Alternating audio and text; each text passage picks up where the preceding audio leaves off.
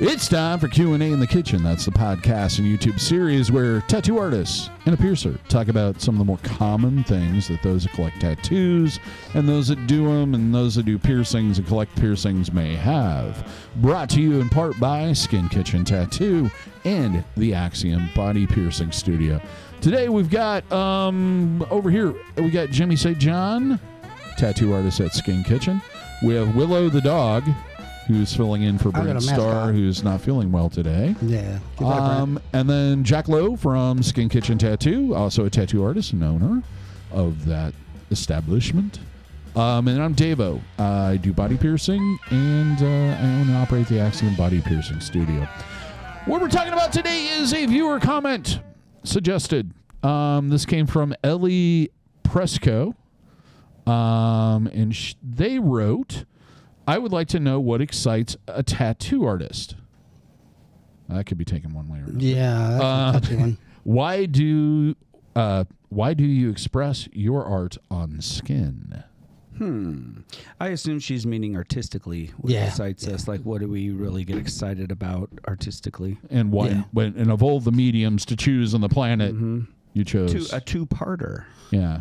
Cool. Well, for the first one, what gets me excited is typically the client and how I get along with the client as far as collaboration, because that's what it is.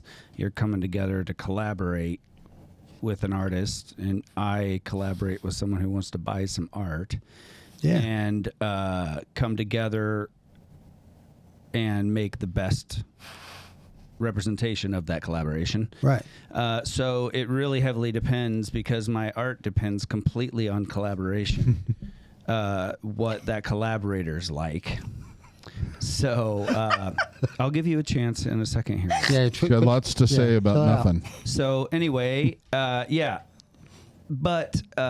as beyond that, if I have somebody who's just couldn't be better as far as a client or canvas or however you look at yourself, I just like, really subject matter isn't that important to me, because we get asked that quite a bit, like, what do you like to tattoo? And it's kind of like that. And really, I guess if I just had to pick kind of a generic kind of a genre of stuff, I like black and gray, more, I don't want to say macabre, because not gross, but more textury, darker, flowy, jagged, used, worn in, rustic kind of things.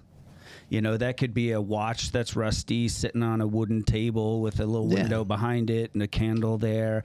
I like making little moods. I like, using textures and stuff, to create neat little scenes and things. So, I mean, if it's really any subject matter, you can kind of mold into that. So, which I get is not a real satisfying answer for the person asking. I know.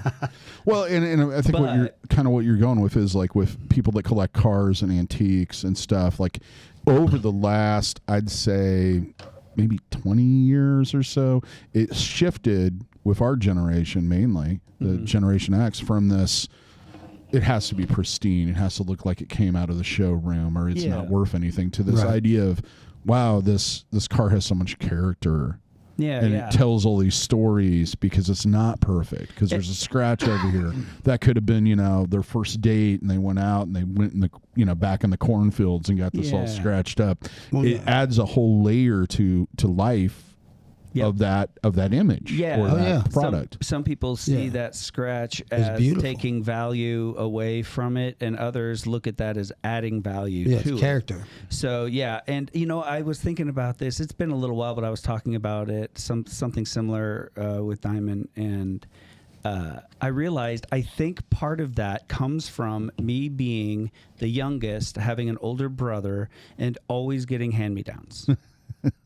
Probably. Every single piece of clothing I wore somebody else was had already a worn. hand-me-down. Right. Yeah. It was already worn. Yeah. It already had character to it. Yeah. It already had maybe a little stain or a tear. Yeah, you had to really work it to get it to be yours. So, and I've always wondered, I always felt embarrassed if I had like a brand new pair of jeans or a brand new hat or a brand new pair of shoes. It just seemed too, like, look at me, or it just looked phony. You felt like a poser? Well, all the guy pressure with to the keep new it new looking, skateboard? you know what I mean? Because it was the first new thing you'd kind of had in a long time, so you're like, I don't want to fuck it up so soon. It stood out in an uncomfortable way, and I think it kind of that it stems from that to where I'd rather have something that has a story there, has some wear to it. That Absolutely. When you pick it up, it feels warm. Yeah. Than having this soulless kind of dead. No, just brand new thing. Right. Which jeans are a great example because, if you're like me and you're real old school, you buy them unwashed. Yeah. Shrink to fit. Yep. No pair of jeans I own are torn the same, ripped the same, Yeah. faded the same, look the Fit same. the same. Yeah. There's some that have the hole in the back pocket from when I used to wear a wallet there. Some of them don't. Yeah. Every one of them is unique, and I can't go out and reproduce that. Right. A little bit. I used to get on my phone there's to people Goodwill. that do. Well, that's the value I in used it to, for me. I used to go when I was a kid. Like my parents were poor, so we would go a lot of times to Goodwill and Salvation Army and crap like that. That's where we bought a lot of stuff. So everything we had was and I used to love it because I remember thinking like we go to the store once a year and you would get in the beginning of school year when you're done bringing in the crop and whatnot. When we raised tobacco, you go to the city and you get all your like school year. So you got like 2 pairs of jeans, 2 or 3 shirts, pack underwear, pack socks, new pair of shoes. You was ready for the year. Yeah, yeah. You weren't going to get another pair of that stuff unless you paid for it yourself. That's the only time. Yeah. Or And you the got a old lame man- Christmas present or birthday present. That was Right. my family. Right. But like the old man was like, I'm paying for the jeans. You're getting like Wranglers or plain pockets. Like I want Levi's. Well, then you pay for them. Mm-hmm. And we started. That's how we made our monies. He would give us some of his acres, and we'd have to raise it. And whatever came in, you got the money after you paid him back for all the stuff that he put into it. Yeah, that's cool. Yeah, it was cool. But so we would go, and that's what I would do. I wouldn't. Those 2 new pairs of jeans every time we go to the store, I'm like, God, I would always leave them in my closet forever. My mom's like, what's wrong with you? Why don't you want to wear your new jeans? I'm like, because they're uncomfortable. Yeah. They feel like boards. Yeah. I want a pair that like I can get in and it feels like I've been wearing them forever. They would like skin your knees on the inside. Yeah, dude, I just didn't like it. They were funky folding, like just in the seat, the crotch, like everything. I just didn't like them. The knees. The ones I would get, I don't know if I think they were Wranglers or no, it was like a knockoff brand of Wrangler, and they were almost hard. They were called plain pockets because they didn't have a badge on them like Wrangler did. And if you put them on, like within the first 8 to 10 washes, and you wouldn't have to walk around much until your knees started getting like rubbed raw on the inside of the jeans. And where they bent when you climbed up. That's what I meant. Yeah, like and on the backside too, where it bunched up. That would be. And on the threading. It was around the waist and so forth. So Awful. So I kind of like my tattoos the same way. I guess to long cool. way around. I just like stuff having character and little.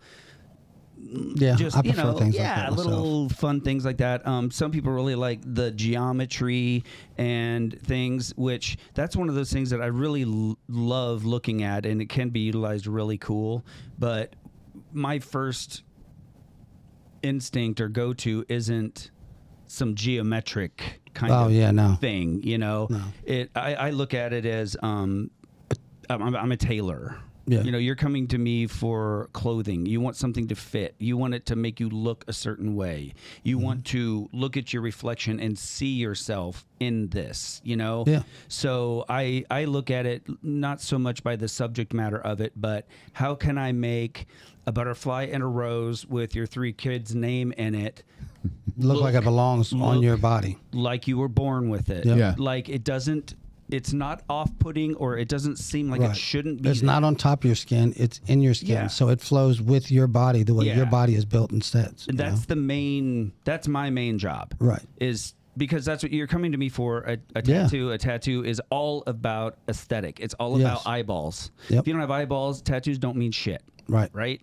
So it's all about how it looks. So I need to take this idea or this emotion or this time in your life, and I need to tailor it onto your body so it belongs on your body. It doesn't look off-putting or weird. There's no bigger, I think there's no bigger attaboy that I can ever hear above when someone comes in and says, this person in my family that just hates tattoos looked at this tattoo and said, that's really pretty, or that's really nice. Yeah. Or I would never get a tattoo, but if I was going to get one, it would be like that. Right. That is huge. Oh yeah, yeah. I can't really think of a bigger, a better thing to hear. Yeah. So, because that means, it might be a tattoo, but it looks beautiful. Right. It's supposed to be there. Yeah. It's meant transcended this idea that tattooing some type of scarring. Yeah, that no matter what, it can't look you're good. Destroying your look, which most people that are anti-tattoo or anti-piercing are that way. They're like,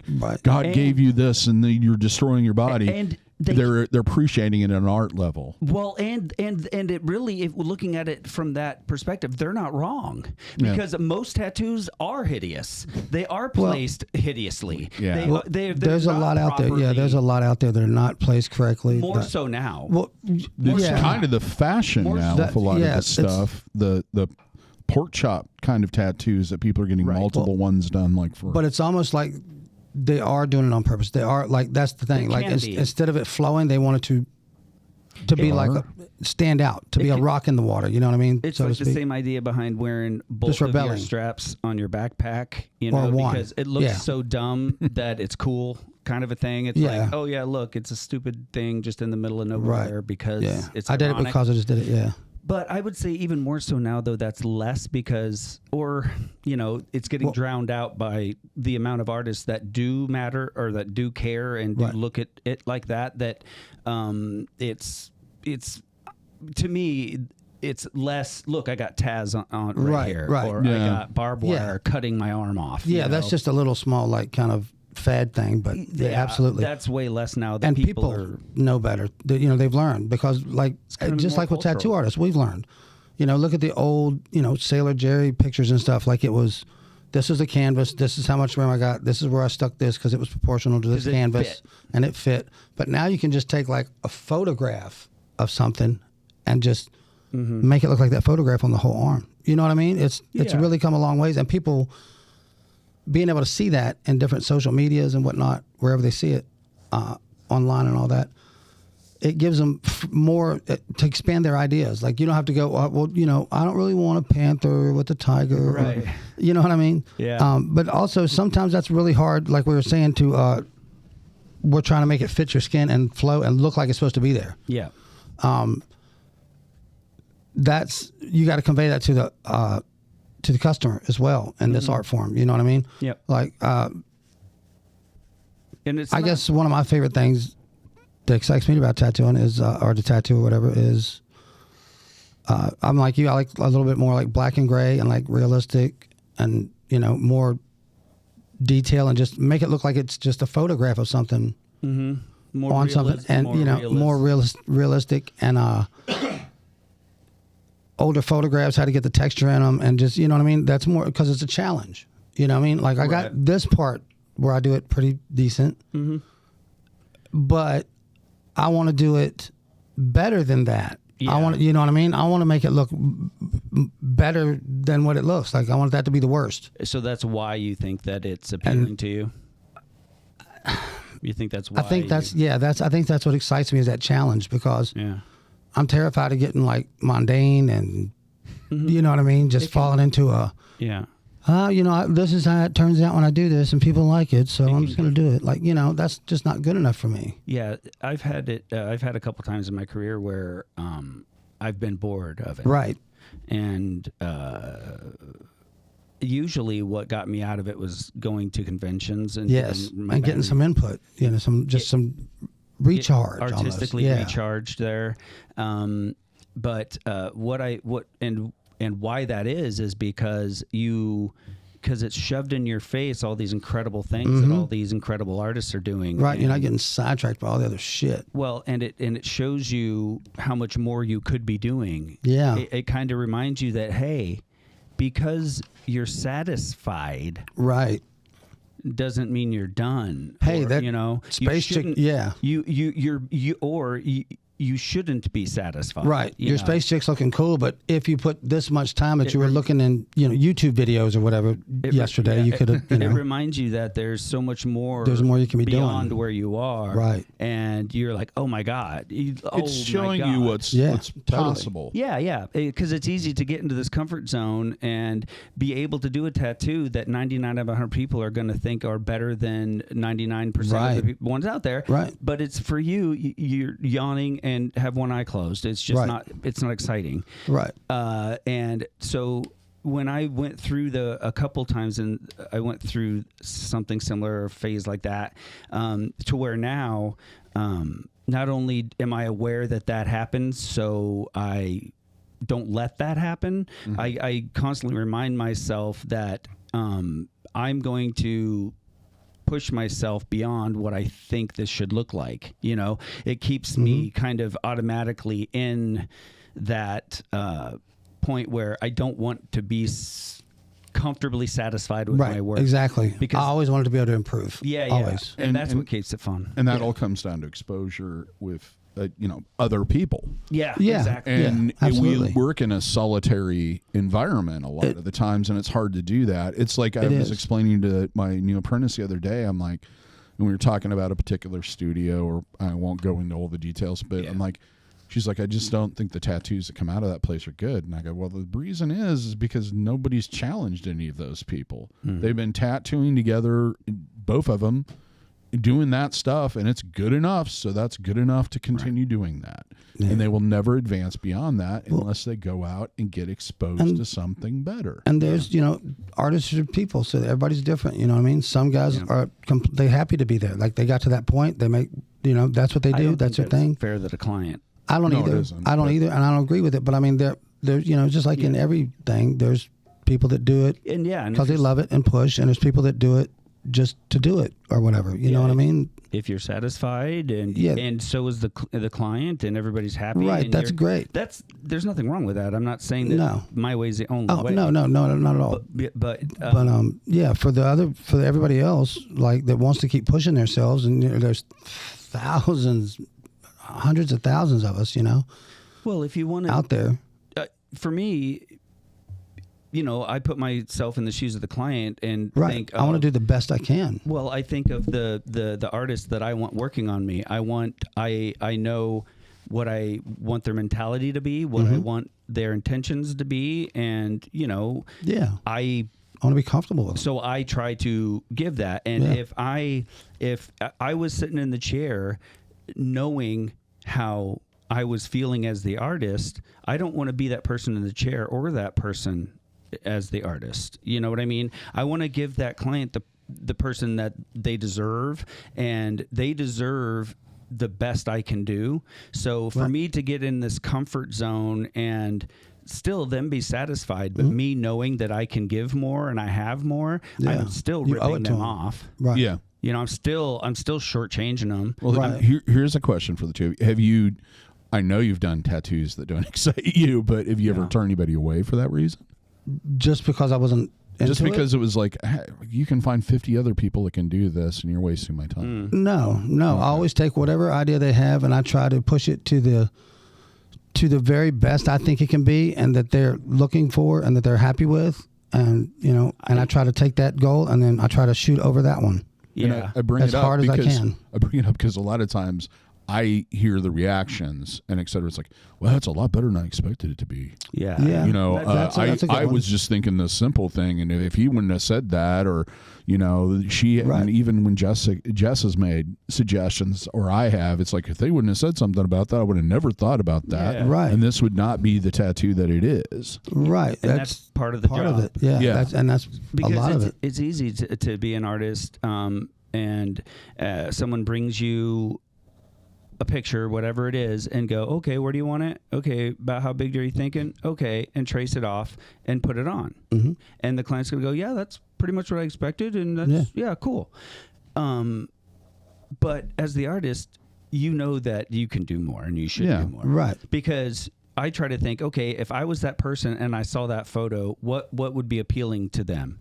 What would be appealing to me in that photo? Oh, I see the way it's laying on the arm. Yeah, I could see how that'd be kind of cool. It comes just past the elbow, so I can tell they want something a little peaky, but not all crazy. They want floral. They probably want black and gray and relatively fine line. You know, I become them and look at these photos, and if I was a person who maybe in this instance isn't really heavily tattooed, I can tell by the type of photos and what they're showing me kind of where they're going. So if from my 30 plus years in the business, knowing that that's what they're going for, if I have some ideas that can build on that idea and make it way cooler, but I don't because, I know what you want and I can knock that out. Well, no, just a couple questions here and there, kind of like you can find the rest of the information out and do exactly what you're saying, you know, create what they're looking for. Then I'm ripping them off. If you don't. Then if I don't go, hey, you know, it would really be, you know, this, it could go from here to here if we did this. Yeah. Then so I always want to be pushing myself and, you know, making sure that I put myself in the shoes of that client, and because it helps me understand what they're wanting, and it keeps me honest and doing my absolute best. Because I put myself in those shoes, and I don't want to get tattooed by somebody that's satisfied. Yeah. I think I feed off the excitement of the client too. Mm-hmm. Yeah, I was gonna say, I'm the selfish. more they're open to my ideas, right, the more excited I get, because then I feel like I'm providing something that they're not going to get it somewhere else. Mm-hmm. And if they're a good client, they're going to understand that I'm open to those ideas, and that makes them feel more of a part of the decision process.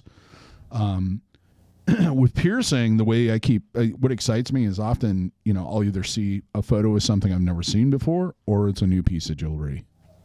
Like, I can't wait to put that in something. Yeah. I never thought of it that way. Yeah. Just wanting to see the jewelry in the skin.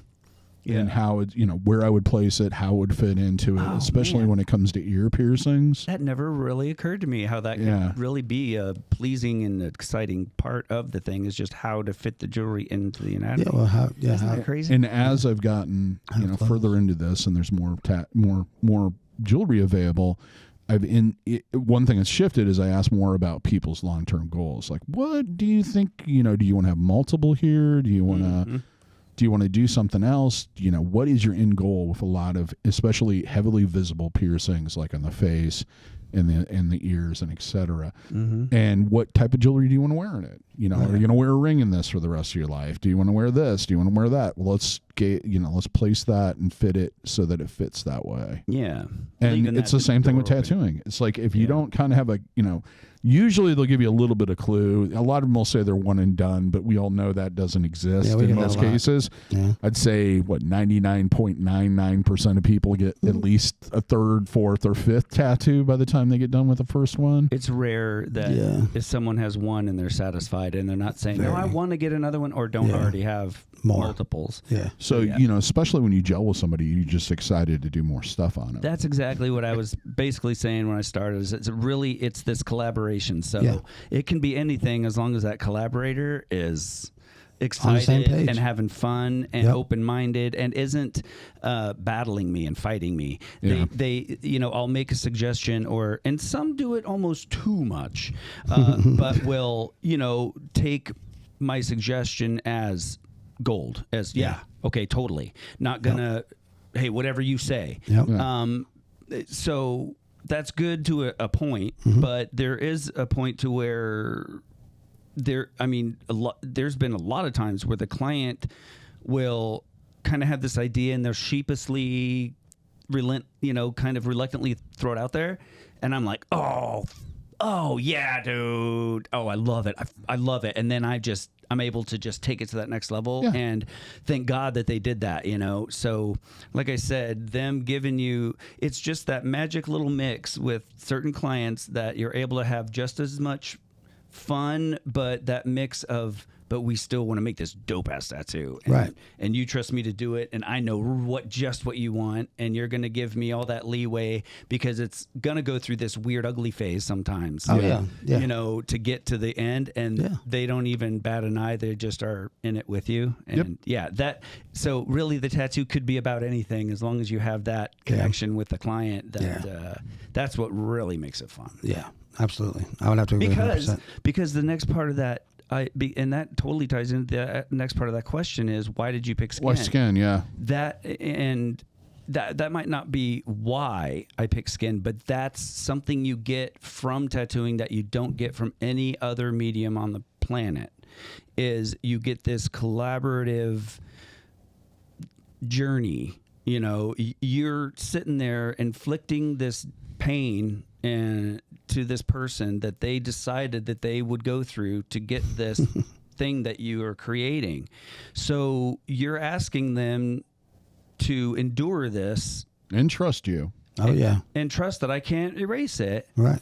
So there's this trust built, and that in my mind says, wow, thank you. Because this is the only way I can do it is if you allow me to. Yeah, absolutely. I can't do this otherwise. Right. It's the only form of art that I have to have it takes two people to do. Is that piercing? Well, right. You have, Yeah, that's what I'm saying. Like Branding, I guess. Yeah. Well, any kind of body piercing modification. Yeah, your art modifications requires two people. including plastic surgery. right. Yeah, but that's on the inside. Yeah. Somewhat on the. I mean, you see the results on the inside too. So yeah. I mean, but we're nitpicking. What I'm saying is, there's already this built-in friendship or trust that you have to have, or you gain. Yeah. Yeah. Yeah, well, that you have to get into the chair to allow it. There's already that trust because, okay, I know that you're not going to do so bad that I'm going to hate you.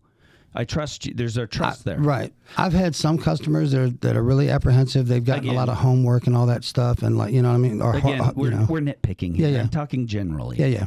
So you don't get that really, I don't think, with doing custom paint work on a car or a motorcycle or something. I think you can get kind of a form of that, but the time that you have to spend and you have to participate in this, because you have to sit still, you have to be in the right attitude, you have to be able to sit in the right way. You gotta be a good canvas. You're a participant in this, and you're allowing me to inflict this pain on you. Yeah, you're willing to sit. So that really sets tattooing apart from most every other art that, especially from my perspective, because I'm right in that.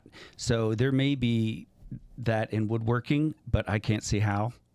You can do woodworking by yourself. Yeah. You could be creating. You're not gonna, you can make it. like you brought other up, like pen or car paint or pinstriping. Yeah. Most people don't sit there and watch the guy do it for 10 hours. And this isn't going to be with them on their deathbed. Right. No. This isn't going to be a part of them every single day of their life. They're not going to look at that paint job and think of the man and the time they spent with them that was doing it. There's a connection in creating a tattoo and wearing that tattoo, and it can go as deep as you want to take it, but it's still even exists. Even as it's shallow as you made a memory with somebody. Yeah, and that doesn't exist in any other art form. And the other thing about it is, piercing, tattooing, body modification in general, it is commissioned art that is done by common people, which is unusual. I'm not very common, but think about it. Think about how many people out that are listening to this right now have either been pierced or tattooed. Out of all those people, how many of them had like went out and commissioned to have a portrait done of themselves in a painting, or anything of that nature? Maybe something in the car culture, because that's pretty common. But for the most part, they're not getting something that's theirs. Nobody else has. It's probably one of the only times your average person commissions custom artwork. Exactly. Yeah, absolutely. On anything. Yeah, ever. on anything ever. Yeah. Maybe their tombstone, but then they're probably choosing. That's usually the relatives choosing that, because you ain't choosing nothing. You're dead. Yeah, and on top of that, like I said, you had a sticker commissioned because your cousin died and you stuck it on your car. Right. Okay, but this is a tattoo. Right. This sticker don't come off, and it's with you every single. Yeah. It's a part of who you are. Yeah. What physically on this planet. You're associated with that mark on your skin now until the day you die, and you had to trust someone. Yeah. To do that. To do it. So there, You made a memory with them forever. Like, And you're going to one go of out in them. the world Yeah. and you're going to expose other people. The to whole that. was it make your mark on the world? Like, well, we make ours one person at a time. We're making a memory with every person we tattoo. That they're, as long as they live, they're going to remember me. and You know what I mean? And the uniqueness of that situation that person is in, getting that tattoo, is unique enough to where I think, at least I know, You I sharing do, that. I remember a lot about getting that tattoo. you know? Yeah. So I think that is unique in tattooing and in piercing too. Yeah. People get that. You become kind of a touchstone. Yeah. Well, And it bonds people together in ways that they don't expect. Because you'll meet somebody, random stranger in a bar, and they'll be like, "Who did your tattoo?" And you'll go, "Jack." Or like, this happened to me a lot more back in the day when it was more scarce. But right. I'd say Sherry, and they go, "Oh, Sherry did this thing on me. Yeah. Oh, I've got a story about her, and how was this?" And you start talking to them, and I've had friends made that way. Yeah. And absolutely. it's like, and I wouldn't have known that person. We probably would have sat next to each other on a bar stool and never said anything between the two of us other than, "Hey, can you pass me a napkin?" Right. Or hey, Yeah, I mean, it's that bond, that touchstone that people have. Mm-hmm. And even with just, even if you're not tattooed or pierced by the same person, just that general kind of Yeah. interaction you can have and go, "Hey, I went through that. I know what that's like." You've been pre-verified at least that far. Yeah, we have exactly. That, we have that in common. I know you're at least that further away. You're at least that far away from someone I hate. Right. Yeah. Right. It gives you that little nod that you both know that you have a commonality there. Yeah. Yeah. Which in this world where everything's so, yeah, I don't even want to get into it. Oh, yeah, it's crazy. Just people on each other's throats. It's like, Yeah. anything that's going to bond people together, regardless of any of their other stuff they have going on in their life, Yeah. I think is a very positive thing. And that's how I kind of always approached it. And being a tattoo artist, being the linchpin kind of in that connection between those people is a unique, special, very, very cool thing. Because we get to meet a lot of cool people Yeah. Oh, man. from every walks of life, every walk of life. That was always my thing when I was like younger. I was like, people are like, they think about their fantasy jobs or whatever. Like, I want to be a rock star. I want to be a movie star. I want to be, you know what I mean? Mm-hmm. And like, I thought about that too when I was a kid. And then I always thought like, well, who thinks what do all them people think is cool? Yeah. You know what I mean? And I was like, well, like a tattoo guy, like everybody likes a tattoo guy, whether you're a gangster, you're famous, you're a dude that walks down the street, or you're, whatever it is, your walk of life or what you everybody. do. And it's like, For the majority, cool the people. larger portion of the population. The people that you wanted to like you liked that. Right. Well, it even goes back to tribalism and stuff like that. And the they got theirs and all that. But it's cool because, like you said, it's like we're Switzerland to the whole rest of to everybody. So how long are you gonna It's stick cool. with it until you give up because that hasn't happened for you? I don't know. We'll see. Dave turned my mic up. yeah. Yeah, like peanut gallery yes, over there. It's a good way for really really unappealing people to be cool. So. Yeah, making people cooler, one tattoo at a time. But Makes you look better when you're naked too. You know what I mean? It's more to look at because if you go to the gym, cool, great for you. If you don't, there's other options. And I have to say, the popularity of tattoos and piercings and terribly done ones is kind of waning. It's one of those people are things. getting more education about it. People are getting more educated everywhere. to it, but like that was that's the main distraction whenever I see anything that's supposed to be like exotic dancers, that type of stuff. It's like the first thing my eye goes to is, what the hell happened with that navel? It's just there's that element to it. Well, when the piercer got started and was doing his first piercings, he went to the titty bar and he talked her into sleeping with her and trading off for a piercing that he did. We'll talk about that in the lately. Yeah, that's another episode, but you know what I mean. That's how that happened. Probably. I remember when I was younger. I don't know how many. It's like I don't know how many rock stars have really crappy tattoos. Well, that's and what I'm they were saying. all free. Right. Yeah. That's why. Yep. But you know, Yeah, I don't know where the fuck you guys are going.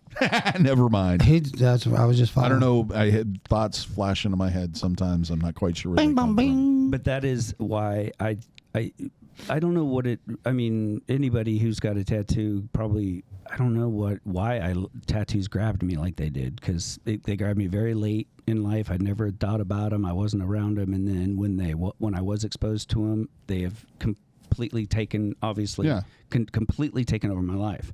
So I don't know why, really. And so with me, it was this fascination with, I can change my body. Yeah. And I can alter other people's bodies, and I can change how they look and how they appear. That was the big appeal to me. Yeah, I think it's something customizing that and no one else has any control over it. Yeah. You know, it is mine. It is me. It is more personal than any piece of clothing or necklace or glasses or shoes or, I mean, it is such a personal but in your face change or decision. There's just not a lot of things, especially when you're young, that has that much power. Right. And so tattoos, making that decision, especially when you're younger, that you know that's going to be there forever, says something to you through a megaphone, but it's also saying it to everyone else, you know. So what else really? Yeah, you can buy a car and be flashy. You can, you know, have a nice shirt, but tattoos do that same thing, but they turn it up to 11, I think. Yeah. And it never goes out of style. Yeah. Not really. They can't. You're not going to No, look it's not ironic or cheesy because you're... Nope. Yeah. I mean, there's some tattoos that may be, but at the same time... You're always going to have styles. Yeah, there's always styles, dude. And if you like a style and it ain't cool to everybody else now, F them. Well, and wait, it's a style that you... yeah, but other than that, it's your style that you think's cool. Who gives a shit what anybody else thinks? It's the greatest thing about... you know what I mean? I got these for me. That's why they're on me. It's a great thing about tattoos. Yeah, exactly. And the thing about it is once I started getting tattooed and pierced, I wanted to share it with everybody. Yeah. So I think I was... And I never had the desire to tattoo because it just... something about it doesn't click in my brain. Yeah. But like when I got into this and wanted this done and couldn't get it done, and then started going through the madness of not being able to get what I want. Yeah. And it was like, okay, that's it. I want to figure out a way to share this with absolutely everybody else on the planet. Yeah. And that's why I started piercing, because that and growing up with this, like, yeah, that's available everywhere but Des Moines. Right. Yeah, we got that in stock everywhere but Des Moines. Yeah. It was a little bit of a black because it'll never work here, because I heard that over and over again. Right. But yeah, this whole thing was like, once you get that passion, you get that bug, you want to share with everybody. And not everybody needs to do it to do that. No. Nope. And there are plenty of people out there that, you know, either through the internet or whatever, have shared their passion too. So we're just like the Johnny Appleseeds of... Yeah. It's almost impossible to get a tattoo and not have it change how you see yourself and how other people see you. Yep. You're making, you can get married, but you can get a divorce. It is much more painful to get a tattoo removed. Oh, yes. You know what I mean? Just cover it up. It's being able to say something as loud, really. It's as loud as some people can scream. You know, there's some people with enough money to be able to scream a little louder in a different way. Yeah. But really, getting tattooed or getting that piercing is a way of just putting an extra battery in that megaphone, I think. Yep. You know? And it's going to fall apart when you fall apart. Yeah. Unless you get going to be there while you are. Unless you do like the company that does they skin you when you're dead. There's a kit they send to your morgue and all that stuff. Yep. And they'll take you and put you under glass. It's like UV protected and all that. Yep. And you can be hung up. You know, Jesse and me were having this argument the other day because I wanted to do it. And Jesse's like, who would hang your skin up? And I'm like, I bet there's some people. If anybody's out there that would hang my skin up when I'm dead, it's like tacked out under glass, I'd like to know. If somebody had for sale, just put me up in tattoo shops. I don't care. A human bodysuit that was we would have mounted one under glass. Would we have one? I would be interested in purchasing it. See? Yeah. You could even sell me. It would have a value, absolutely. Yeah, probably more than the $100,000 or whatever it is that I'm going to get in life. That you're going to get in life insurance to do it. I don't remember where at. Yeah, It was a traveling thing. That's the one that hit the guy in Japan who got the Yakuza bodysuits when they were executed, and they had donated their bodies, and he took them on tour and stuff. Mm-hmm. But there's a company in Ohio here in America that does it, that offers it. I forget. You have to look it up online. I can't remember. And as a side note that goes along with that, the style that the Japanese Yakuza and the Japanese style stems from, you'll see that a lot of times they will use their stories and stuff. They will use like a border that comes down. Oh, yeah. And they will leave the center of their chest and their abdomen untattooed. They'll leave a small channel, and that is because after they die, their soul has to leave. they'll cut. No, that's where they will cut that skin, and they'll remove that tattoo and preserve it, and that they won't be destroying any of the tattoos. Right. And that's why you'll see that they will dovetail up into the arms like this. Yeah. It's for removal, and when they lay out the arm flat, it's appealing. They are tattooed to be preserved beyond their life. Exactly. So but that bond that you have with the person who put it there throughout your life is a very cool part of it. In Japan, you're considered like if you had like a family doctor, or you had a surgeon all the time that you used, and it was a family surgeon or whatever. That's how they revere tattoo artists in Japan. Like if you tattoo Robbie. And after you've tattooed Robbie the first time, Robbie only gets tattooed by you for the rest of his life, and everybody in his family he brings to you, and like you're a boy. That's how they security. Well, it's just how it it's seen over there. It's the same thing here. A lot more now than it used to be. But it's very deeper honorable. culture. Yeah, but it hasn't been a part of American culture until now. No, right. So not at the level it is now. Just like I said, it has not been a part of American culture the way it is now ever. Yeah. And so I think through time, given that we're allowed the time to do it, that our culture will only develop that same absolutely way, because I'm seeing that. Oh, I've already had that for years. Exactly. I'm piercing the grandkids now. Exactly. Mm-hmm. And it's starting out now. It's I'm going to bring my child to you when they're of age for the first one. Yep. Because as a parent, it's their job to show their child the right way to do something. Right. And then it is the child's decision whether to do it that way or not. Yeah. So so I have these parents that will bring their kids in that way of thinking. Hey, it's your fault if you get a bad one after this. Yeah, like this is a good place to go. These people treat you good. I've had my best experience there. That's where I've always gone. And if it's not good enough for your thing, that's cool, but you've got a good start. Yeah. Now on, if you do anything stupid, we can say you did something stupid. Yeah, you did something stupid. And that's, again, it's like not a much bigger attaboy than having someone bring their child. Absolutely.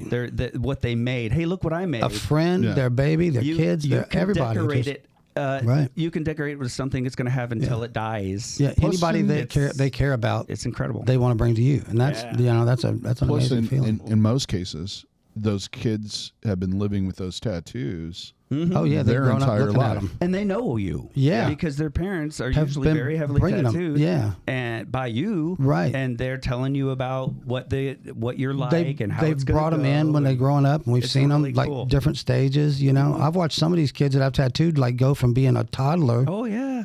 So like they got kids themselves now, and they got full sleeves that I did on them. I'm just like, man, they're so awesome. Like, and you had a part of like them growing up. You were in their life, their whole life. Right. They were the weird uncle. Awesome. Just or aunt. Wait to tattoo them. It's awesome, dude. And you build a lot of cool relationships with people like that. Yeah, it's cool. So I think the more time goes on, if tattoos, which they're of course they could fall out of favor, but really just the nature of tattoos and how they're there forever, they're in our culture now. Yeah.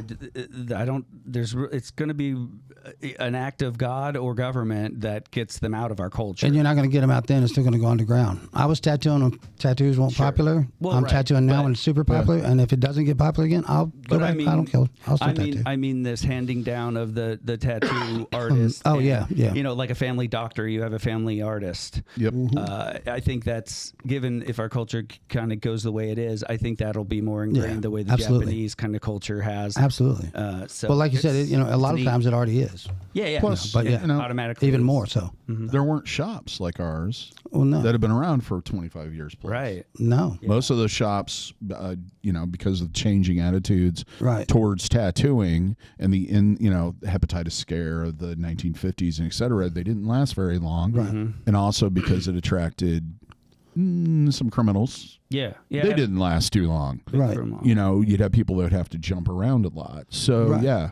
Well, if you look back, like we're only like second or third, so to speak, generation American tattooers. Before, like the American tattoo industry and scene didn't, it really didn't start. It didn't even exist Until the 1920s. 20s roughly. Yeah. Teens, 20s. There was Yeah, stuff before that. right, but the widespread exactly. For it Around became like common person Yeah. being Well, to get it. World War I brought back some tattoos. Yeah. The guys that went overseas brought back tattoos. right. That was a big part And of it. But that- like when we started, like you had little people that would go to barber shops and set up and tattoo, traveling tattooers and blah blah blah. Yeah. I think that was close to around the 20s, right? So, Yeah, that's when well, 20s to 30s to 40s, 50s, 60s, 70s. You were born in the 70s. I was born in the 70s. So that started us. Well, it's only 50 years by the time me and you were born that tattooing had even existed in our country. right. Not, needless to say, finding out about it, that took another several years till I was a teenager or whatever. But Well, when I I was just talking to a client the other day, and when I started tattooing, there wasn't an internet. no, not at all. You couldn't just type in tattoo and No. then find out stuff. No. You didn't have. And there was no plethora of books. Yeah, I There had was to. Hawk and Spalding and I had to go into adult bookstores, Buy magazines. dildo stores, and there's the only place you could find a tattoo magazine, yeah. and those were imported usually from England. There wasn't any American published ones that you could find. Tattoo. Yeah, most maybe. of them were tattoo. Most But of they those were came out biker- from Outlaw Biker. biker Yeah, that was related. Billy Eason from So- Red Dragon Tattoo. And I think Penthouse had a tattoo magazine Yeah. for a minute. Yep. Yeah, And, Skin Art and stuff started coming out. As far as like real academic type books, those Yeah. all started with Ed Hardy and Right. research books So- and that kind of stuff. It was a completely there was you couldn't go to a store in America and find any product with the word tattoo on it. Nope. Nowhere. I would have had a gold bar sitting on the table and bet anybody that they could Yeah. you couldn't. It just did not exist. The word tattoo, a tattoo, you didn't go anywhere and see a tattoo. There was no tattoos. Yeah. And that was back when photography still existed. You know what I Yeah, mean? Polaroids and stuff. So, yeah, we haven't really, Americans haven't been at this that long. Right. It is a culture. It is a main part of our culture now. And it's taken a blink of an eye to do it. Yeah. just in my lifetime. You're Yeah, like Because mine too. things, Yeah, exactly. because everything's sped up so much well, Just think about when we got in the million industry. reasons, but with the fact introduction is, of the most people. I guess the internet really didn't become widespread use Social until media. probably was the about thing. 2000. yeah, late 90s. So about Yeah. 24, 25 years, it's accelerated this quickly. Oh, yeah. yeah. Because prior to that, you had 10 national conventions a year. Well, you were able to have You had to be a member, too. a worldwide club of tattooists that was Right. able to be managed by 3 or 4 people. Right. Could you imagine? Yep. If you had a worldwide federation or Of tattoos. that most all tattooers were a part of, that interacted with each other in, could you imagine what it would take to manage those Yeah. hundreds Yeah. of thousands of Well, artists? they've now? tried it on smaller scales, like back when It's- they did the United, or they still do them, but the was it, national. yeah, the national one and stuff. Like they did it in St. Louis. We did the Roast of Gilmani there and all that stuff. But had to have a membership into that, like Judy Parker and all them had them, and all the You got older them by guys. referral, if I remember correctly. Yeah, they only had so many, and you had to be referred in if you were new, or you had to wait for somebody to die to get in. And you know what I mean? It was that small, but even then, you had a whole. Like the government, you had a president, vice presidents, secretaries, and blah blah blah blah blah all down the road. And they, it was 20 of them maybe, I think, but they couldn't manage the 400 and something members of tattooers that they had. They basically be going from managing a small Oddfellows lodge, to managing the Walmart Corporation, pretty much, right? And trying to make them all do the same thing. Not gonna happen. Yeah, it was a completely different, not planet. It was in a completely different stratosphere. It was right. Well, it was out of there. It was just even when I got different. into it in '94. There was probably only about 30 tattoo artists that were regularly featured in any tattoo magazine. Right. Well, yeah. And then there'd be the Worldwide. mail-ins. Yeah.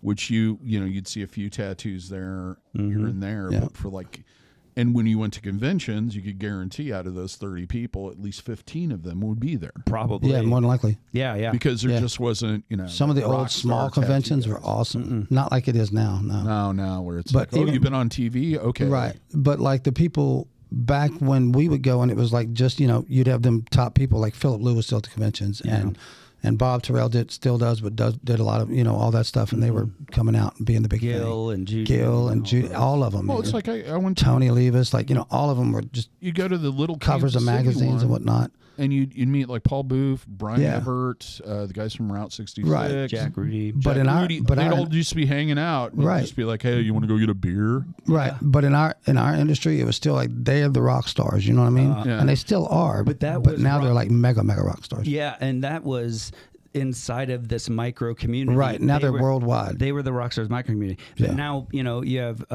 people like, what's her name? She blew up because of the TV show. Oh, Kat. She doesn't. Kat. Yeah, she's Yeah. religious. Don't have tattoos. No, whatever. Right. But you have, I guess, but anyway, you have people like that are now world famous. Yeah, absolutely. Mainstream famous, a tattooer. Oh, yeah. Because they're a tattooer. Yeah. So Yeah. So in no, there- Mark Mahoney's Yeah, been I in- she know. became famous because she because she tattooed. tattoos. Right. And she was attractive. Right. Well, yeah. Well, yeah. Yeah, I know. Well, But, I mean, and she's she had not- famous boyfriends and blah blah blah. I'm not. I guess. I'm not. I'm she just. didn't get noticed for being hot and then leave tattooing and then Right. just be hot. Right. She got popular and made money off because she was a tattooer who was hot. Yeah. And was She smart wasn't- enough to capitalize. Right. on She it. wasn't a Right. hot chick that No. tattooed. No. Yeah. You know what I mean? It's not like they saw her on the beach and she got famous because she was Right. hot. Now, being hot probably helped her get Absolutely. famous. Yeah. So did being a woman and being All a of good it. tattooer. Yeah. But it was a tattooer tattooing that's yeah. hot. That's Yeah, that was the whatever. main. Yeah, it was the main thing. And that's, like we said, 50 years. Right. So she's like the Elvis of tattooing. no, Well, not even close. You know what I'm saying just is saying that she's the one that kind of She- introduced she was it just- into the mainstream. No, it was already introduced in the mainstream before that. You had Miami Ink and all that dumb stuff, and all kinds of stuff. Well, all I'm saying is 50 years ago, if you were the best tattooer in the world, who Yeah. fucking cares? You were Just other lucky. tattooers. You were lucky if you got You on were the s- local news you're when you're s- at a convention. You know, It was- you're still a tattooer. Yeah, you didn't You're even do still that, a but like you're scumbag, still a tattooer, and like you're only a king among other tattooers. So Yeah. which is this. you're the big. best. Yeah, you're the best dirtbag of the dirtbags. You know what I mean? But now, because tattooing Now is yeah. a part of our culture, Yeah. if you come a are long a ways. really good tattooer, you're famous cultural wide, not just Yeah. in this little Yeah. sparkle, Yeah, it's wild. removed 20 people belong to club. Now, if you're Right. a tattooer and you do good, Yeah. you can be nationwide famous, Yeah, if yeah. not See, globally. and piercing is still in that stage Right, because there's not many famous piercers. right. There's Not the like it the used to founding be. fathers guys like Jim Ward and Fakur and Yeah. that Yep. sort of stuff, and maybe a couple people that have named a piercing. But even that, your average person off Hayward. the street has no idea who those people are. Oh Right. yeah, Like Yeah. they have no idea what how far things were pushed by Yeah. yeah. Sean at HTC as Right. far as like implants and all this Yeah. other stuff. Yeah. And I don't know if that's ever going to change because people have a total different perception of piercing. Well, Yeah, unless that perception change, it won't, I think. But I think that's kind of neat and unique and fun and kind of special. And I'm almost, because I miss that uniqueness of being heavily tattooed. I miss that very special niche club that had a lot of tattoos. Yeah. Because they didn't exist 25 years Oh, I know. No. I know. Right? Yeah, So- that's how we met, I think. But- Probably the first time is I had a tattoo. Right. So When you saw me walking through the mall. So yeah, I miss that part of Yeah. the tattoo world and community. Yeah. But at the same time, of course everybody loves it. Of course Right, everybody it's wants to be awesome. heavily tattooed because it's awesome. So I can't be angry that everybody thinks that tattoos Are are awesome. great because I agree. you I mean, know? how long did you think he's going to keep the lid on this, man? Right. You know, it's really great. But I do miss it. Oh yeah, sometimes I wouldn't trade anything to get it back necessarily No. because I love I like that I got to live during and experience it. Right, Like, but- you know. But it is something that now we had to. It's now it's not mine. Yeah. Yeah. Yeah. Being heavily People- tattooed is not me and 5 other guys I know. Generally, the whole elevator doesn't empty out when I walk into it now, and people don't roll their windows up and lock the doors at stoplights, you know, Right. shit like Or that. ask you It's where you changed, did you know. time. Oh, yeah, that was always one going, where'd you do time at? And I'm like, nowhere. Home. Right. So there The is world, there you are things you give and Oh, and yeah. get. Yeah, there's things that's changed, but it's funny. But but what doesn't change? You know, Everything. You're just a part of it. you know? Everything's changing. And it could have constantly. changed in very negative ways. Absolutely. Oh, It's absolutely. It gone went the a very exact opposite. positive way, and it's you know, we're lucky. And I think for the most part, I'm pretty proud of the tattoo community. Absolutely. That it has gotten to where it has gotten, and that it puts out the quality and that it does. And There's a lot more openness now. Because Like there you was can some- reach out to another artist that you've seen on social media, and you think their stuff's great. And if they have time to see it or whatever and have time to respond, a lot of times they will. You know, hey man, like Yeah.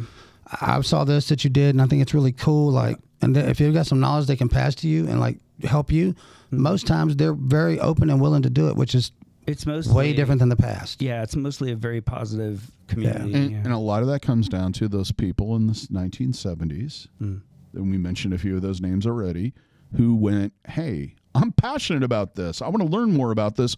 And as soon as I learn this, I'm telling everybody. Yeah. Yeah. And that's that foundation that it was all built on. Piercing is the same way. It was just open. It just happened at a different time because it all just went out on the internet. And it takes someone with like true passion for it to go, well, yeah, I guess I could make money this much down the road exactly. if I were to do this. But if the more people who if everybody who was passionate about this knew this, imagine What they can do with it. What we could do in 5 years. Yeah, you keep know what I adding mean? to the toolbox, it's going to grow, man. So the payback you're getting from it is seeing what you love grow and watching other people take the little contribution that maybe you had to it Influenced, and watching it become Explode, something, yeah. knowing that you watered that root of it at least. Yeah, you you're a worked part on of it. Yeah. So what good is being a part of something if nothing knows it's there? Right. You know.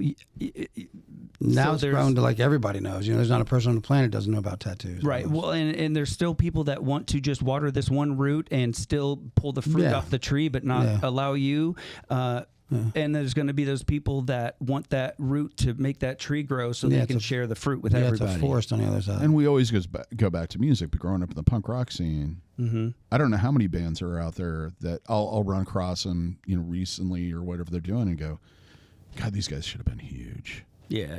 yeah, And it's like, but they didn't. But they didn't want to be here. they didn't want to be Yeah. here, just why they're not. Yeah. You know, And they're, and at the same time, I don't feel bad about the people that did get huge. no, Right. They It's were like- lucky. They're fortunate to live their dream. And Let 'em live it. the thing that I've noticed over the years is those people that got huge went out of their way to help those that didn't get huge. Right. Well, yeah. That influenced them. Yeah. So it's like this giving back. It's all a two-way street. You're only helping yourself if you're helping the Yep. industry. There's always going to be bad guys. Yeah, man. Everywhere and any time. And if you You're- leave them in alone any long business. enough, they'll Yeah. screw it up worse than you could ever imagine. Yeah. Yeah, and the more you just ignore it and it's part of the background noise, the better, because if you don't, then that's impacting you and influencing what you're doing. So you're giving them power over what you're doing. So ignore that. Yeah, it's going to be a thing. Yeah, maybe someone's going to find out that trick and they're going to implement it and become world famous and live a life of luxury.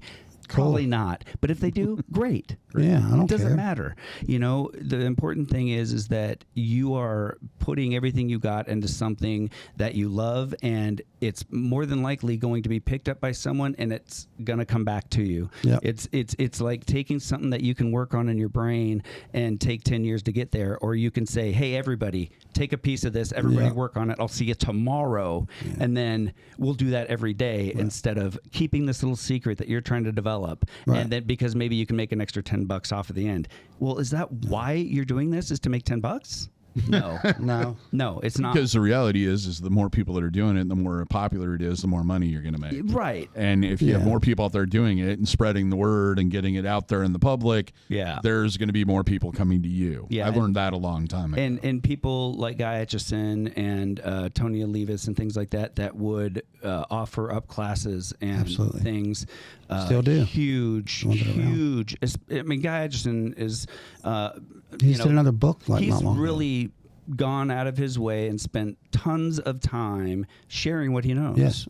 And he knows he doesn't know shit. He knows that what he knows is just what he knows. He knows that he didn't get his knowledge from a university. Right. He didn't get it from But gosh, is he brilliant about them learning weighty from some tattoos, man. art Just- master. Yeah. He looks at you in the eye and says, look, I'm nobody and I'm nothing. This is What I do. This is what I do. And if you want to know how I do it, Watch. here it is. Yeah. Here's the basic tool set. Right. He's an Go out there and amazing do something artist. amazing with it. Yeah, Yeah. and he's very straight up. He doesn't come at you like a magician. Right. Still wants to keep that mystery, but still make a buck. Yep. It's not that at all. He's like, no, this is exactly what my thinking is. That might be wrong, Yeah. but this is why I do Yeah, it. that's why I do it. You know, and thank God for people like him. And there's just hundreds, thankfully. We wouldn't be here. that share that stuff because those people They just put those- rungs on the ladder, man. yeah, You know what I mean? Well, and they've changed my career. They've changed my art. lot of people, They've yeah. changed